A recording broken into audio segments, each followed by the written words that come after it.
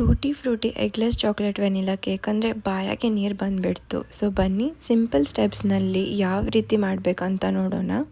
ಈ recipe purely ನಾವು ಬೆಣ್ಣೆ ಹಾಕಿ ಮಾಡೇವಿ, ಮೊಸರು ಎಣ್ಣೆ ಏನೂ ಯೂಸ್ ಮಾಡಿಲ್ಲ. ಈ ರೀತಿ ಕೇಕ್ ಮಾಡಿದರೆ ತುಂಬಾ ಟೇಸ್ಟಿ ಆಗುತ್ತೆ. ಹೆಲೋ ಫ್ರೆಂಡ್ಸ್, ನಮ್ಮ ಸ್ವಾದ್ ಚಾನಲ್ಗೆ ಸ್ವಾಗತ. ನಾವು ಮಾಡುವ ರೆಸಿಪೀಸ್ ನಿಮಗೆ ಇಷ್ಟ ಆದರೆ ಲೈಕ್, ಶೇರ್, ಸಬ್ಸ್ಕ್ರೈಬ್ ಮಾಡಿ.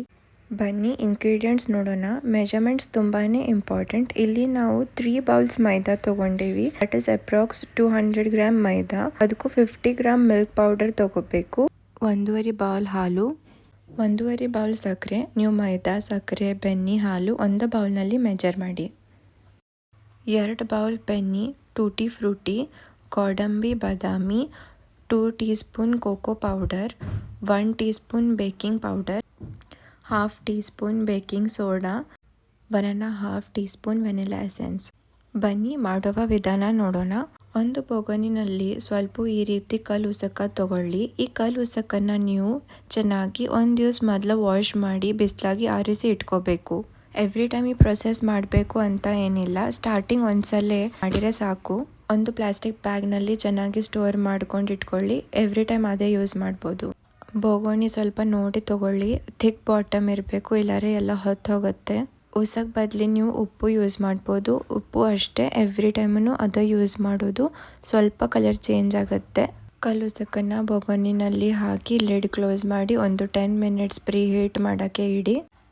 ಈಗ ಕೇಕದ ಬ್ಯಾಟರ್ ಪ್ರಿಪೇರ್ ಮಾಡ್ಕೊಳ ಬನ್ನಿ. ಒಂದು ಮಿಕ್ಸಿ ಜಾರ್ನಲ್ಲಿ ಮಿಲ್ಕ್ ಪೌಡರ್, ಸಕ್ಕರೆ, ಬೆಣ್ಣೆ, ಬೇಕಿಂಗ್ ಪೌಡರ್, ಬೇಕಿಂಗ್ ಸೋಡಾ ಹಾಕಿ ಚೆನ್ನಾಗಿ ಮಿಕ್ಸ್ ಮಾಡ್ಕೊಳ್ಳಿ. ಆಗ ಇಂಗ್ರೀಡಿಯೆಂಟ್ಸ್ನಲ್ಲಿ ತೋರಿಸಿರೋದು ಮೆಜರ್ಮೆಂಟ್ಸ್ನ ಆ್ಯಡ್ ಮಾಡಿ. ಮೆಜರ್ಮೆಂಟ್ಸ್ ತುಂಬಾ ಇಂಪಾರ್ಟೆಂಟ್ ಇದೆ.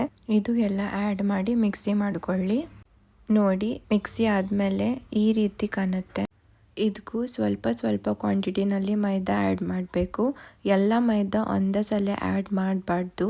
ಇಲ್ಲಾರೆ ಕೈಲೇ ಮಿಕ್ಸ್ ಮಾಡೋಕ್ಕಾಯ್ತು, ಇಲ್ಲಾರೆ ಮಿಕ್ಸಿ ಮಾಡೋ ಮುಂದೆ ತುಂಬಾ ಲೋಡ್ ಬರುತ್ತೆ ಮತ್ತು ಚೆನ್ನಾಗಿ ಮಿಕ್ಸ್ ಆಗಲ್ಲ. ನೋಡಿ, ಈ ರೀತಿ ಸ್ವಲ್ಪ ಮೈದಾ ಆ್ಯಡ್ ಮಾಡಿ ಕೈಲೇ ಚೆನ್ನಾಗಿ ಮಿಕ್ಸ್ ಮಾಡಿ. ಆಮೇಲೆ ಸ್ವಲ್ಪ ಹಾಲು ಆ್ಯಡ್ ಮಾಡಿ ಇನ್ನೊಮ್ಮೆ ಚೆನ್ನಾಗಿ ಮಿಕ್ಸ್ ಮಾಡಿಕೊಂಡು ಮಿಕ್ಸಿ ಮಾಡ್ಕೊಳ್ಳಿ. ಮಿಕ್ಸಿ ಆದಮೇಲೆ ನೋಡಿ, ಈ ರೀತಿ ಚೆನ್ನಾಗಿ ಬ್ಯಾಟರ್ ರೆಡಿ ಆಗಿದೆ. ಈ ಬ್ಯಾಟರಿಗೆ ಉಳಿದಿದ್ದು ಮೈದಾ ಮತ್ತು ಹಾಲು ಹಾಕಿ ಇನ್ನೊಮ್ಮೆ ಮಿಕ್ಸಿ ಮಾಡ್ಕೊಳ್ಳಿ.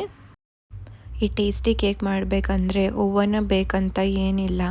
ನಾವು ಚೆನ್ನಾಗಿ ಗ್ಯಾಸ್ ಮೇಲೂ ಮಾಡ್ಕೋಬೋದು. ನೋಡಿ, ಈ ರೀತಿ ಚೆನ್ನಾಗಿ ಕೈಲೇ ತಿರುಗಿಸಿ ಮಿಕ್ಸಿ ಮಾಡ್ಕೊಳ್ಳಿ. ನೋಡಿ, ಬ್ಯಾಟರ್ ಯಾವ ರೀತಿ ಚೆನ್ನಾಗಿ ರೆಡಿಯಾಗಿದೆ. ನಾವು 2 ಲೇಯರ್ ಕೇಕ್ ಮಾಡ್ತಾ ಇದ್ದೇವೆ. ಸೊ ಅದಕ್ಕೆ ಹಾಫ್ ಬ್ಯಾಟರ್ ತೆಗೆದಿಟ್ಕೊಳ್ಳಿ ಮತ್ತು ಹಾಫ್ ಬ್ಯಾಟರ್ನಲ್ಲಿ ವೆನಿಲಾ ಎಸೆನ್ಸ್ನ ಆ್ಯಡ್ ಮಾಡಿ ಸ್ವಲ್ಪ ಕೈಲೇ ತಿರುಗಿಸಿ ಮಿಕ್ಸಿ ಮಾಡ್ಕೊಳ್ಳಿ. ನೋಡಿ, ಯಾವ ರೀತಿ ಕ್ರೀಮಿಯಾಗಿ ಮಸ್ತಾಗಿದೆ. ಈಗ ಒಂದು ಬೊಗೋನಿನಲ್ಲಿ ಸ್ವಲ್ಪ ತುಪ್ಪ ಹಾಕಿ ಚೆನ್ನಾಗಿ ಗ್ರೀಸ್ ಮಾಡ್ಕೊಳ್ಳಿ. ನೋಡಿ, ಈ ರೀತಿ ಚೆನ್ನಾಗಿ ಎಲ್ಲ ಕಡೆನೂ ಗ್ರೀಸ್ ಮಾಡ್ಕೋಬೇಕು. ಗ್ರೀಸ್ ಆದಮೇಲೆ ಎಲ್ಲ ಕಡೆ ಚೆನ್ನಾಗಿ ಮೈದಾನು ಸ್ಪ್ರಿಂಕಲ್ ಮಾಡಬೇಕು ಮತ್ತು ಬೊಗೋಣಿ ಉಲ್ಟಾ ಮಾಡಿ ಎಲ್ಲ ಎಕ್ಸೆಸ್ ಮೈದಾನು ತೆಗಿಬೇಕು.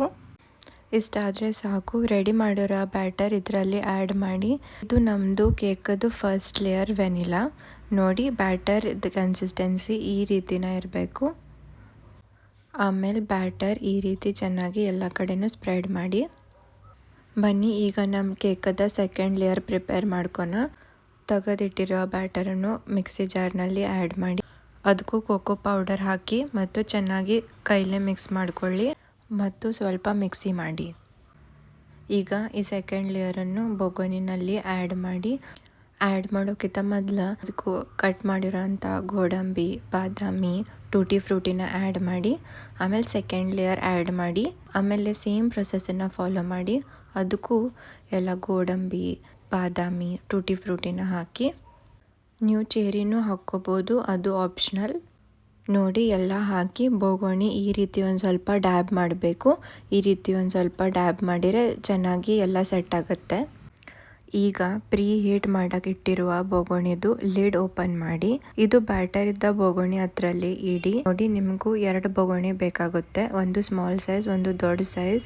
2 ಬೊಗೋಣಿದ ಬಾಟಮ್ ಥಿಕ್ ಇರಬೇಕು. ಗ್ಯಾಸ್ ಫ್ಲೇಮ್ ಲೋ ಮಾಡಿ ಇದನ್ನು 30 ಮಿನಿಟ್ಸ್ ಬೇಕಾಗೋಕ್ಕೆ ಬಿಡಿ. ಒಂದು 25 to 30 ಮಿನಿಟ್ಸ್ ಆದಮೇಲೆ ಲಿಡ್ ಓಪನ್ ಮಾಡಿ ಈ ರೀತಿ ಚಾಕು ಹಾಕಿ ಚೆಕ್ ಮಾಡಿ. ಬೆಂದಿರಾಕಿಲ್ಲ ಅಂದರೆ ಸ್ವಲ್ಪ ಹಸಿ ಹಿಟ್ಟು ಚಾಕುಗೆ ಹತ್ತತ್ತೆ. ಒಂದು ಸ್ವಲ್ಪ ಹಂಗೆ ಹತ್ತಿರ ನೀವು ಇನ್ನೊಂದು 10 ಮಿನಿಟ್ಸ್ ಅದನ್ನು ಬೇಕಾಗಕ್ಕೆ ಬಿಡಿ. ನಮ್ಮ ಕೇಕ್ ಅಂತೂ ರೆಡಿ ಆಗಿದೆ. ಬನ್ನಿ ಅದನ್ನು ಒಂದು ಪ್ಲೇಟ್ನಲ್ಲಿ ತಕ್ಕೋಣ. ಈ ರೀತಿ ಬೋಗಣಿ ಉಲ್ಟಾ ಮಾಡಿ ಸ್ಲೋಲಿ ಅದನ್ನು ಒಂದು ಪ್ಲೇಟ್ನಲ್ಲಿ ತಗೊಳ್ಳಿ. ನೋಡಿ ಯಾವ ರೀತಿ ಚೆನ್ನಾಗಿ ಮಸ್ತಾಗಿ ಆಗಿದೆ. ಕೇಕ್ ತಿನ್ನೋಕ್ಕೆ ತುಂಬಾ ಟೇಸ್ಟಿಯಾಗಿರುತ್ತೆ. ಈ ರೆಸಿಪಿ ಖಂಡಿತ ಟ್ರೈ ಮಾಡಿ ನೋಡಿ ಮತ್ತು ನಮಗೂ ಕಮೆಂಟ್ನಲ್ಲಿ ತಿಳಿಸಿ. ಲೈಕ್ ಆಗಿದ್ರೆ ಪ್ಲೀಸ್ ಲೈಕ್, ಶೇರ್, ಸಬ್ಸ್ಕ್ರೈಬ್ ಮಾಡಿ. Thank you for watching.